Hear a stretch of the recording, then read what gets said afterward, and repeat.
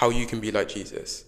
I think that sometimes we can just read the Bible and admire some of Jesus' works, but I think that we can take some inspiration from some of the things that he's done and try and adopt similar ways to do them in our everyday lives.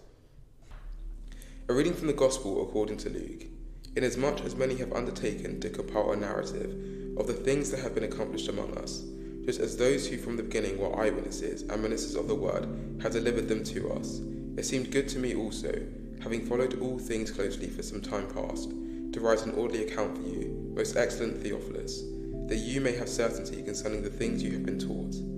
At that time, Jesus returned to the power of the Spirit to Galilee, and a report about him went through all the surrounding country, and he taught in their synagogues, being glorified by all.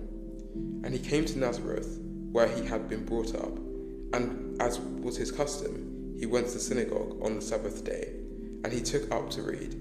And the scroll of the prophet Isaiah was given to him. He unrolled the scroll, and found the place where it was written, The Spirit of the Lord is upon me, because he has anointed me, to proclaim good news to the poor. He has sent me to proclaim liberty to the captives, and recovering of sight to the blind, to set at liberty those who are oppressed, to proclaim the year of the Lord's favour.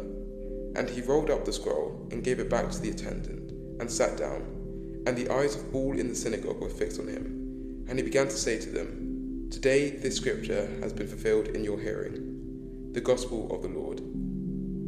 The Spirit of the Lord anointed Jesus to proclaim the good news to the poor, and we can do a similar thing through social media, as we're able to have a global outreach and spread the message to as many people as possible.